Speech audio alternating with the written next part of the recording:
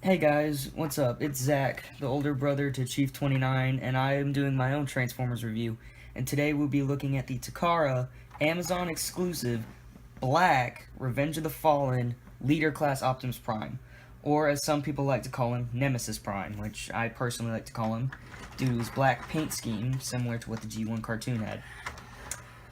As you can see, he is still modeled in the Peterbilt truck, but the color scheme has been changed to black and gold instead of red and blue. The easiest way to show off this figure is for size comparisons to start off. So here he is with Voyager class Whirl, which is the blackout mold from the first movie. You can see how they stack up. And here is the Nightwatch Optimus Prime, which is the mold for the first movie. And as you can see, they are pretty much the same. Getting a closer view on the grills here. I kind of like the grill on this one more, just because you could see the detail and rivets better.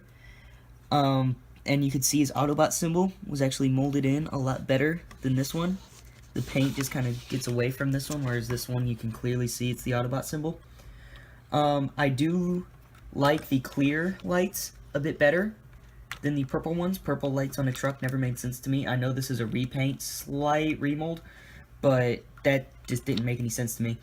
And as far as the actual windshields go, I like the tinted one better. I think it would hide these gears, which is part of the Mecha Live gimmick, but it is still there. The, I guess, shields for the windshield, this is all one piece, no adjustment. These are on ball joints and hinges, so you could adjust them, which gives it an extra layer of depth. If you remember, this one has lights and sounds. This guy does too. I took the batteries out, and you'll see why more in robot mode. But if you press the button right here, he would make truck noises and have a red light coming from back inside the actual cab. Spinning these guys over to the back so you can see some more changes they made. Obviously, they closed up this a lot better than they did on this guy in the new Revenge of the Fallen mold. That's all we need him for. He does have wheels, so he rolls fairly well. He does not have rubber tires like the original one did. These are plastic, and all of them do make contact with the ground. Just fiddling with him here. Overall, very good representation of Prime's Peterbilt mode. So, without further ado, let's transform this sucker. This guy is extremely difficult. I'm not even going to lie to you. He is difficult in every aspect of the word, but he is doable. First thing you want to do is get under these gas cans and pull this whole panel up. Do the same thing over here. They both tab in pretty well, so you kind of have to fight the upper portion, but they eventually do come out. And then you want to take this, rotate it back, and you can leave it there for now.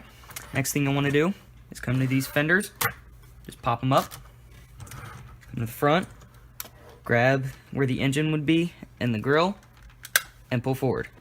And you'll see that they untab. And you're basically just going to take him and rip him in half. Now you have him halfway transformed. We're going to go to the legs. You want to come here. First thing you want to do is rotate them down. Flip these tires out. You can flip these up. Rest them down. And what you want to do is split these legs. Like that. You'll want to take this section. It's all on a separate hinge. And you're just going to accordion this up. Tab it in. And rotate the wheel well. And come down to the foot. You're going to open these out. You're going to flip the grill forward, and on the back, there's a slot, and there's a tab. It just folds up, and bring the foot down. As a wise man once said, second verse, much like the first. Accordion that up, rotate the wheel well, flip out the feet, fold the grill up, and fold his legs up. And there are his legs. I wish I could tell you that was the hard part, but it was not. This was actually quite easy. From this point, you can take him, grab him by the crotch, and click him together. If the batteries were in, he would make a transformation sound, but again, I took them out. You want to grab these air filters, pull them out, and rotate them up, about right there. And then you'll want to kind of put your finger in between here and split these down. The whole thing will just kind of split in half. You want to rotate these down, and these pieces here actually tab into the arms, and you'll pull them out. Now you want to tab these in. As you can see, there are holes here, and there are pegs resting on his back. Now, these can get in the way, but you can take the smokestacks and flip them down, so you can actually see what you're doing. You take the head, flip it up. Now, these arms are a bit tricky. If you're gonna see here, there is a slot right here, and there's a tab right here. So you're going to fold these up, and that'll give you this kind of hole, and you'll take his arms, accordion them back, plug them in. Then you'll just want to rotate his arm. You can bring these up so you can get some clearance. Rotate these, bring it down, turn the air filters up, rotate the elbow, spin the hand, tab these together, and push them back. There you have one arm done. Second verse, oddly enough, is pretty darn similar to the first. You're going to take it, slot it in, and his arm will tab. Bring this a little bit up, rotate them, and you'll know if the arms are in proper orientation. If you can see, there's that little black bit on the original Revenge of the Fallen. It is red, and if that bit is in front, then you have it angled to where you want it to be. Bring down the arm, rotate the wrist, collapse this up, and slide it back. And we are almost there. You want to take these little fake doors, bring these down, they're on both sides, and these little ball joint things here will slot in to these little grooves. You want to take it. I find it's easiest to just start at the top, put pressure, and slide it down. And then we'll click into place. Same on this side. Do a little squeeze, make sure they're tabbed down. Take smokestacks, bring them up, pose them a bit so I can have them stable. Turn around to the back. And you're gonna make his backpack. You're gonna untab these. There's a little tab and a slot. And we'll go here. Same on this side. And then you want to take these. You can see this part comes out. So you want to just kind of wiggle them out on both sides. And then you want to bring them in, and there's a hole right there and a peg. And you want to go until those click. Bring this out of the way if you have to. Those will click. And just kind of rest this down while you get the other one in. There is a peg right here and a slot right here that just kind of connects to hold it there. The same on the other side. Take it out, spin this around, peg this in, tab that in. And for these bits, you want to accordion them up, spin them around. They're actually a peg here and a hole here that will tab. And you can do the same over here. Spin them around and tab. And there you have Leader Class Revenge of the Fallen Black Optimus Prime in its robot mode. Okay, now, first of all, if you weren't able to see most of that transformation, it's okay. You can go check out Optimus or MGO316, and they have the full transformation in more detail. And if you, based on personal preference, you can flip those up if you want. But you can go to those guys, and they have a full, more detailed transformation. I do this. This is the simplest way for me to do it. But all in all, I really like this figure. See if Matt will zoom in and we'll start at the feet and work our way up as far as detail goes. Very CGI accurate, at least as the foot and the shins go. Something a little odd, these bits right here are actually spring-loaded. I don't know why. I think it's to add some depth, but it works then. His knee pads are on a hinge, so you can bring them out a bit if you want. Just keep scrolling up. You've got some nice detail in the midsection area, especially up in the upper body. Really nice head sculpt, Matt. See if you can zoom in on this head sculpt. But it is a really, really nice head sculpt. Very reminiscent of the CGI model. And kind of the arms and just everything on this figure looks fantastic as far as the CGI model goes. I mean, this thing is about as perfect as you can get for still being a Hasbro mold. As far as gimmicks go, he does have these swords. Mine are obviously in this transparent blue energy color.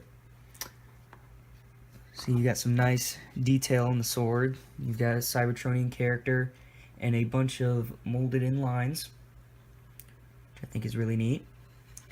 A lot of people have complained about the blades, that they get in the way. I would agree, but after you're about your 4th or 5th transformation, you really learn tricks on how to not have to worry about them all that much. I mean, because as you saw, I was able to go through the whole thing without having to deploy the swords at all. So, I mean, there is a way to do it.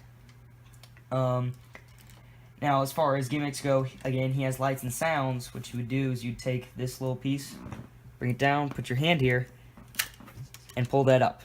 And it would, his eyes would light up green, and his chest would light up red, and he would say, "I am Optimus Prime." However, to me, this is not Optimus Prime, this is Nemesis Prime. So I didn't like him saying that he was Optimus. Now, you can also take his head and bring it back, and that'll activate the gimmick too.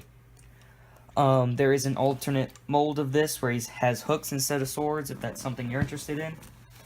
But for comparison, here is Combiner Wars Hound. See how it scales up there? Comes out to about his waist. Which is a little bit lower, which is about where Deluxe should be for him.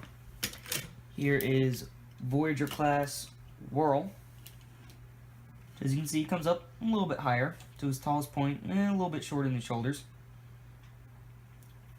So you know, scales there. And here he is with the first movie. As you can see, this one is still taller than the first movie. Now, as comparisons go to the first movie, a lot of people really liked this figure. I did, especially when I got him. A lot of people liked him. I like this guy better. I mean, it's not even a contest. This is so much more CGI accurate than this one. This one's still a good figure, but he'll probably stay in truck mode 98% of the time, while this dude will stay in robot mode. Just because he looks that much better. I mean, even on the head, this one just looks a little bit cartoony, while this one looks so much more on the CGI. So, I mean, I like this figure a lot better than most, actually.